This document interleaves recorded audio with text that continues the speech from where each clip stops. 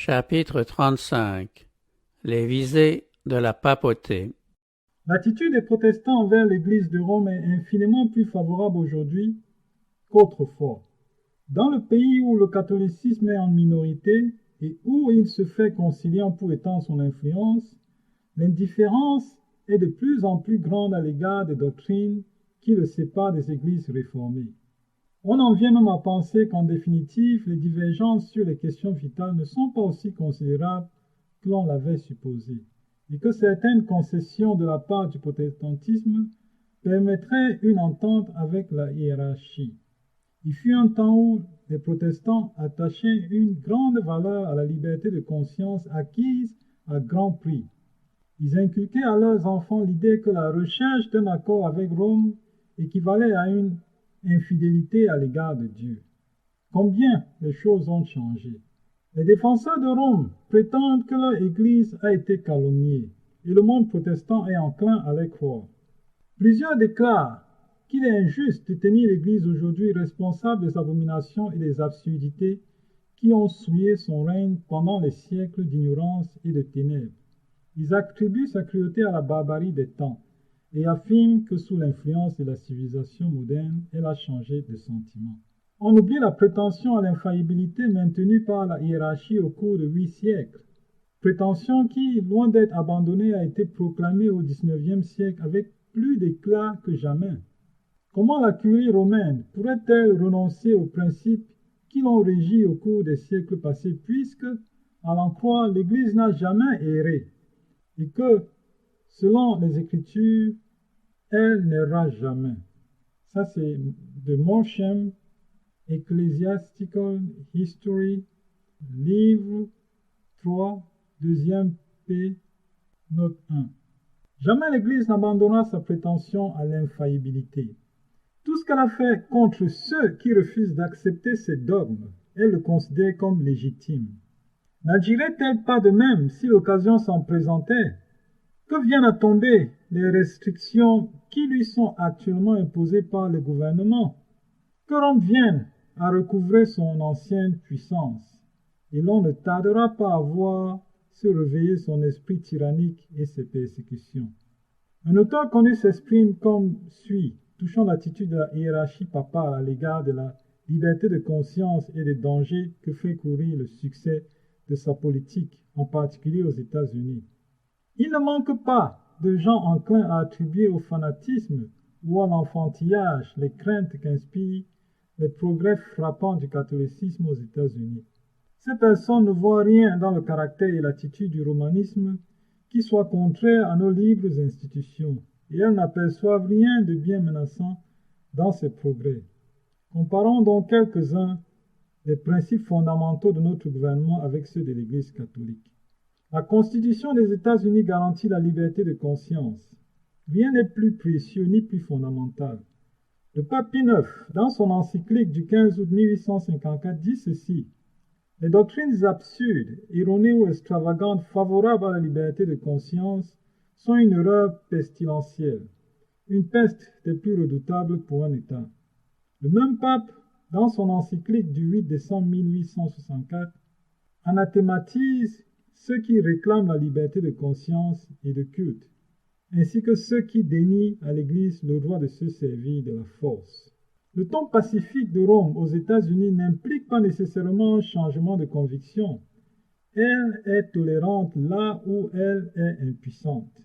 L'évêque O'Connor a dit: « La liberté religieuse n'est tolérée que jusqu'au moment où l'on ne pourra faire le contraire, sans péril pour le monde catholique. » L'archevêque de Saint-Louis dit, d'autre part, « L'hérésie et l'incrédulité sont des crimes. » Aussi, dans des pays chrétiens comme l'Italie et l'Espagne par exemple, où chacun est catholique et où la religion catholique fait essentiellement partie des lois, elles sont punies à l'égard des autres crimes. Tout cardinal, archevêque et évêque de l'Église catholique prête au pape un serment de fidélité, serment dans lequel se trouvent des paroles suivantes: « Je persécuterai et poursuivrai de toutes mes forces les hérétiques, les schismatiques et tous les rebelles à notre dit Seigneur, » entre guillemets le pape, ou à ses successeurs. Dr. Josiah Strong, Our Country, chapitre 5. Il est vrai qu'il y a dans la confession catholique des chrétiens authentiques. Des milliers de membres de cette Église servent Dieu au plus près de leur conscience et de leur lumière. Comme on ne leur permet pas de lire l'Écriture, ils ne peuvent connaître la vérité. Ils n'ont jamais vu le contraste existant entre un culte spontané et l'accomplissement d'une série de cérémonies. Dieu entoure d'une tendre compassion ces âmes instruites, malgré elles, dans une foi erronée et trompeuse. Il veillera à ce que les rayons de lumière dissipent les ténèbres qui les enveloppent. Il leur révélera la vérité telle qu'elle est en Jésus, et elles se rangeront un jour en grand nombre parmi son peuple. Les appâts de l'Église papale. Mais le catholicisme, en tant que système, n'est pas plus près de l'Évangile maintenant qu'à aucune autre période de son histoire. Si les églises protestantes n'étaient pas plongées dans de profondes ténèbres, elles discerneraient les signes des temps. L'Église romaine poursuit de vastes projets.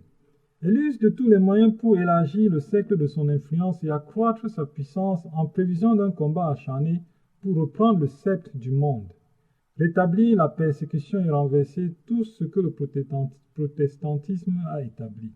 Le catholicisme gagne du terrain de tous côtés.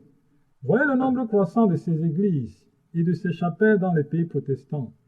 Considérez la popularité dont jouissent, en Amérique, ses collèges et ses séminaires que fréquente une nombreuse jeunesse protestante. Considérez le développement du ritualisme en Angleterre et le grand nombre de transfuges qui passent dans les rangs du catholicisme. Les faits devraient inquiéter tous ceux qui apprécient les purs principes de l'Évangile. Les protestants ont fraternisé avec le papisme.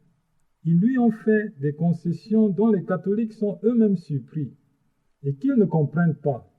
Ils ferment les yeux sur la vraie nature du romanisme ainsi que sur les dangers qu'entraîne sa suprématie. Les gens doivent être réveillés en vue d'enrayer les progrès de ce redoutable ennemi que sont nos libertés civiles et religieuses. Beaucoup de protestants s'imaginent que la religion catholique n'est pas attrayante et que son culte ne se compose que d'une série de cérémonies fastidieuses. C'est une erreur. Bien qu'elle repose sur une base fausse, ce n'est pas une imposture grossière. Le cérémonial de l'Église romaine est des plus impressionnants. Sa pompe et ses rites solennels fascinent les sens et imposent le silence à la raison et à la conscience. Ces églises magnifiques, ces processions grandioses, ces autels dorés, ces riches reliquaires, ces œuvres d'art et ces sculptures exquises charment les yeux et ravissent les amateurs du beau. L'oreille est captivée par une musique sans égale. Les puissants accords des orgues accompagnés de chœurs, de voix d'hommes, et dont les sonorités sont répercutées par des voûtes des grandes cathédrales. Tout cela berce les âmes dans l'adoration et le recueillement. Mais cette pompe et cette splendeur extérieure qui trompent les aspirations des âmes meurtries par le péché trahissent une corruption intérieure. La religion du Christ n'a pas besoin de tant de mise en scène pour la recommander. À la lumière de la croix, le vrai christianisme paraît si pur et si attrayant qu'il n'a pas besoin d'appât extérieur pour en rehausser la valeur. La beauté de la sainteté, l'esprit doux et paisible qui a du prix devant Dieu, lui suffit. L'éclat du style n'est pas nécessairement l'indice de pensées pures et nobles. Les hommes égoïstes et sensuels peuvent avoir un goût exquis et de hautes conceptions artistiques. Aussi Satan s'en sert-il pour faire oublier aux humains les besoins de leur âme, pour leur faire perdre de vue la vie future, les détourner de leur puissant protecteur et les engager à ne vivre que pour ce monde. Une religion tout extérieure est attrayante pour le cœur naturel. Le faste et les cérémonies du culte catholique ont une puissance de séduction et une fascination qui poussent une foule de personnes sentimentales à considérer l'Église de Rome comme la porte même du ciel. Seuls ceux qui ont posé le pied sur le rocher de la vérité et dont le cœur est régénéré par l'Esprit de Dieu sont à l'abri de son influence. Des milliers d'âmes ne connaissent pas le Sauveur par une expérience vivante, accepteront les formes d'une piété dépourvue de force morale. C'est là du reste la religion qui plaît à la multitude. Pratique bâtarde. La prétention de l'Église au droit de pardonner est pour beaucoup d'hommes un encouragement au péché. La confession sans laquelle elle n'accorde pas son pardon tend également à autoriser le mal. Celui qui fléchit les genoux devant un homme pécheur et lui révèle les pensées et les secrets fantaisies de son cœur dégrade sa virilité et avilit les instincts les plus nobles de son âme. En dévoilant les péchés de sa vie à un prêtre, c'est-à-dire un mortel, sujet à l'erreur, quand il n'est pas adonné au vin et à l'impureté, l'homme échange sa noblesse morale contre une flétrissure. Et comme le prêtre est pour lui le représentant de la divinité, son idée de Dieu est ravalée au niveau de l'humanité. Cette confession dégradante d'homme à homme est la source cachée d'une bonne partie de maux qui affligent le monde et le mûrissent pour sa destruction finale. Néanmoins, pour celui qui aime ses vices, il est plus agréable de se confesser en mortel comme lui que d'ouvrir son cœur à Dieu.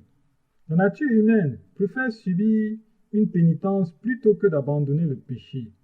Il est plus facile de mortifier sa chair par le silice et les chardons que de crucifier ses passions.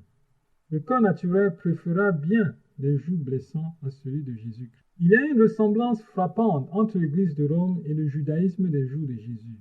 Bien que foulant secrètement aux pieds tous les principes de la loi divine, les Juifs en observaient rigoureusement les préceptes extérieurs qui surchargeaient de pratiques et de traditions d'une observance pénible et tracassière.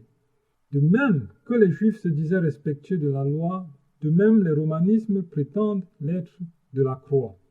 Ils glorifient le symbole des souffrances de Jésus-Christ tout en reniant par leur vie celui qui est représenté par ces symboles.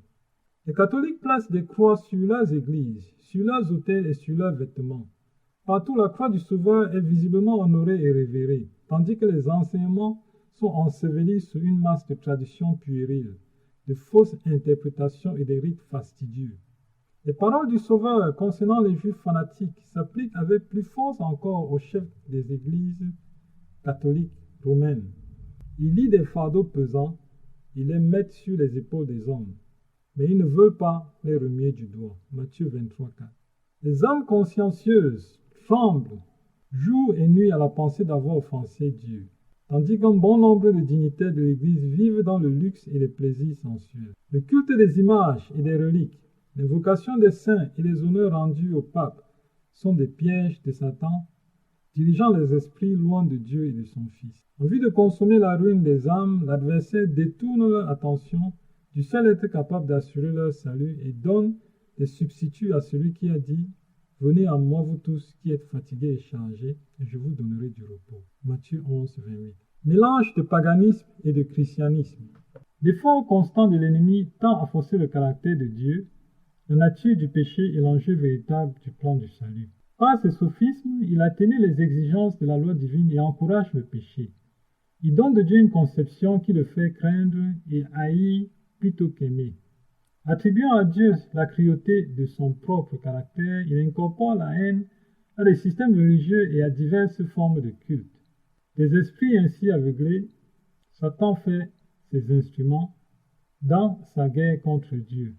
Par cette perversion des attributs de la divinité, les nations païennes en sont venues pour apaiser la divinité à pratiquer des sacrifices humains et d'autres atrocités tout aussi horribles.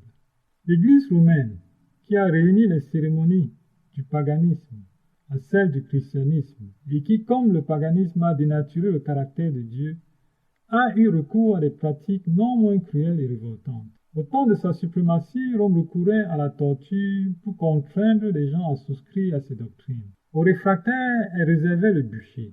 Elle organisa des massacres sur une échelle dont l'étendue ne sera connue qu'au jour du jugement. Sous la direction de Satan, le maître, les dignitaires de l'Église étudiaient les moyens de garder leurs victimes en vie aussi longtemps que possible, tout en leur infligeant des souffrances extrêmes. Dans bien des cas, le procédé était répété jusqu'à la dernière limite de l'endurance humaine, au point que la nature finissait par céder. La victime accueillait la mort comme une douce délivrance. Tel était le sort de quiconque osait résister à Rome. Pour ses adhérents, elle avait la discipline du fouet, de la faim et de toutes les austérités corporelles concevables. Pour s'assurer les faveurs du ciel, les pénitents violaient les lois de Dieu régissant la nature. On les engageait à rompre les liens que Dieu avait formés pour embellir le séjour de l'homme sur la terre. Les cimetières contiennent des millions de victimes qui ont passé leur vie en vains efforts pour étouffer en eux les affections naturelles et réprimer comme coupables aux yeux de Dieu toute pensée et tout sentiment de sympathie envers leurs semblables. Celui qui désire prendre sur le vif la cruauté de Satan manifestée des siècles durant, non pas chez ceux qui n'ont jamais entendu parler de Dieu, mais au centre même de la chrétienté, n'a qu'à lire l'histoire du romanisme. C'est par ce système colossal de séduction que le prince des ténèbres a réalisé son dessein de déshonorer Dieu et de plonger les hommes dans le malheur. En voyant comme il a réussi à se déguiser et à atteindre son but par les chefs de la hiérarchie romaine, on comprend mieux son antipathie pour les Écritures. En effet, la Bible révèle à ceux qui la lisent la miséricorde et l'amour de Dieu. Elle les amène à comprendre que le Père céleste n'impose à l'homme aucune de ses souffrances, mais qu'il lui demande seulement un cœur humilié et contrit, un esprit humble et obéissant. La vie de Jésus ne montre pas que pour se préparer à aller au ciel, il soit utile de s'enfermer dans un monastère.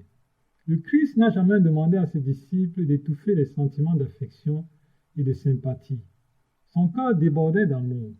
Plus on approche de la perfection morale, plus on devient sensible, plus on a le sentiment de son péché, plus grande est la sympathie qu'on éprouve pour les affligés. Le pape se dit le vicaire de Jésus-Christ, mais en quoi son caractère se rapproche-t-il de celui du Sauveur?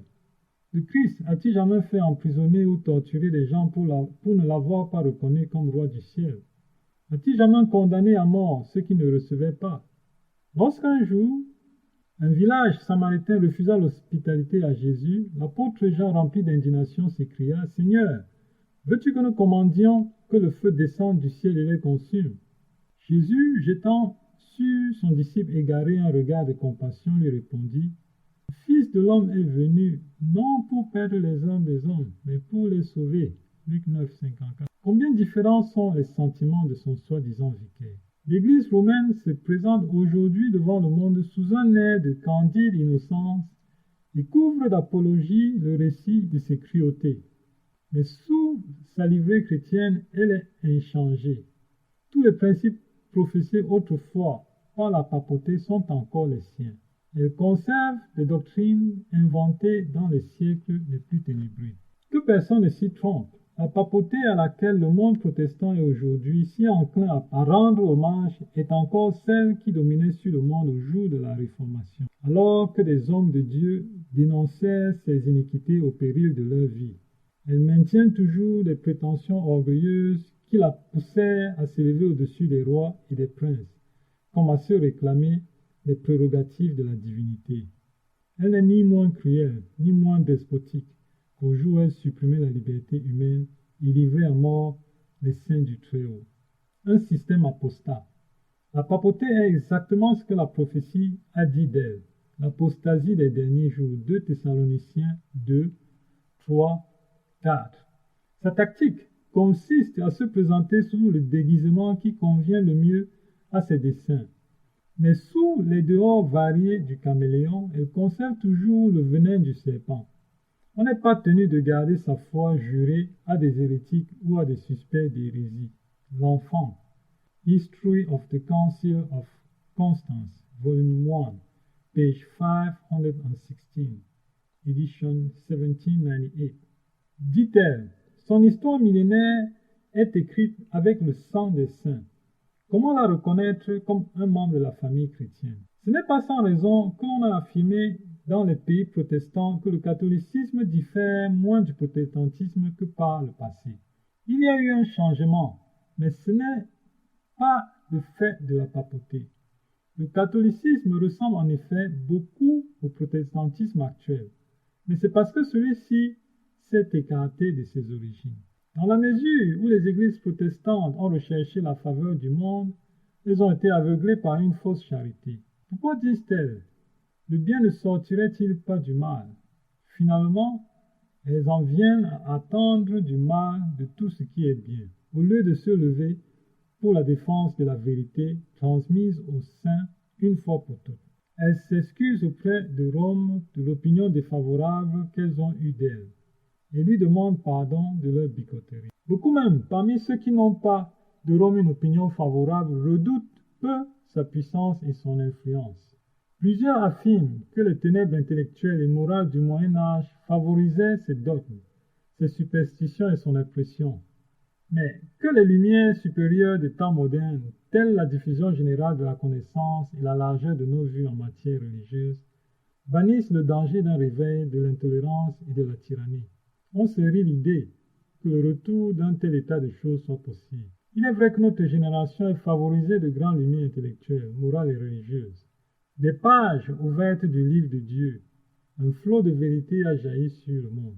Mais il ne faut pas oublier que plus grande est la lumière, plus profondes sont les ténèbres de ceux qui la rejettent ou la pervertissent. Une étude de la parole de Dieu faite avec prière montrerait aux protestants la vraie nature de la papauté et les pousserait à l'éviter avec soin. Mais beaucoup sont tellement sages à leurs propres yeux qu'ils ne voient pas la nécessité de demander humblement à Dieu de les conduire dans la vérité. Bien qu'ils soient fiers de leur lumière, ils ne connaissent ni les Écritures, ni la puissance de Dieu. Désireux de tranquilliser leur conscience de quelque façon, ils cherchent à cet effet les moyens les moins spirituels et les moins humiliants. Ils désirent trouver une méthode leur donnant la possibilité d'oublier Dieu tout en paraissant l'honorer. Le catholicisme répond exactement à leurs besoins. Il est, en effet, conforme aux aspirations de deux classes de gens entre lesquelles se répartit à peu près toute l'humanité.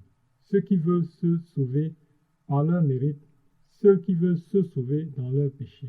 C'est là le secret de sa puissance. L'histoire prouve qu'un temps d'ignorance et de ténèbres a été favorable à la papauté. L'avenir montrera qu'un siècle de grande lumière intellectuelle lui est également propice. Dans les siècles passés, alors que le monde n'avait pas accès à la parole de Dieu, des milliers tombaient dans les pièges de Rome, faute de voir les filets tendus sous leurs pas. De nos jours, beaucoup de gens éblouis par ces théories d'une fausse science ne discernent pas le piège et y tombent aussi aisément que s'ils étaient aveugles. Dieu veut que nous considérions nos facultés intellectuelles comme un don de notre Créateur et que nous les mettions au service de la vérité et de la justice. Mais lorsqu'on se livre à l'orgueil et à l'ambition et que l'on met ces théories au-dessus de la parole de Dieu, l'intelligence peut faire plus de mal encore que l'ignorance. Aussi, la fausse science de nos jours, qui sape la foi aux Écritures, contribuera tout autant à préparer le chemin au succès futur de la papauté avec ses cérémonies pompeuses que les ténèbres du Moyen-Âge. Dans le mouvement qui se dessine aux États-Unis pour assurer l'appui de l'État aux institutions et aux usages de l'Église, les protestants emboîtent le pas derrière les romanistes. Il y a plus, ils ouvrent à la papauté la porte qui lui permettra de retrouver en Amérique la suprématie qu'elle a perdue en Europe. Et ce qui rend ce mouvement plus significatif, c'est le fait que son but principal consiste à imposer l'observation du dimanche, institution qui émane de Rome et qu'elle considère comme le signe de son autorité. Le désir de se conformer aux coutumes du monde et de vénérer les traditions humaines au lieu des commandements de Dieu pénètre dans les églises protestantes et les pousse à faire en faveur du dimanche ce que la papauté a fait avant elle. Ce désir correspond à l'esprit de Rome. Le changement du jour de repos. Si le lecteur veut se rendre compte des moyens qui seront mis en œuvre dans le conflit qui se prépare, il n'a qu'à lire l'histoire des mesures employées par Rome à cet effet au cours des siècles passés. S'il désire savoir comment les papistes et protestants traiteront ceux qui méconnaîtront leur dogme, qu'ils s'instruisent sur la manière dont Rome a traité le sabbat de l'Éternel et ses défenseurs.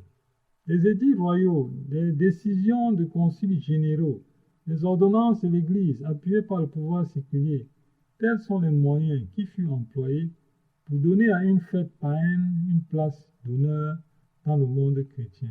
La première disposition légale en faveur du dimanche fut l'édit de Constantin. Au terme de cet édit, les habitants des villes devaient se reposer au jour vénérable du soleil, tandis que les gens de la campagne pouvaient vaquer à leurs occupations ordinaires. Bien que cet édit fût virtuellement païen, il fut promulgué par Constantin après son adhésion au christianisme. Estimant sans doute que le décret impérial n'était pas suffisant pour appeler à l'absence de tout ordre divin. L'évêque opportuniste de Césarée, grand ami et flatteur de l'empereur, prétendit que Jésus avait transféré le repos du sabbat au dimanche.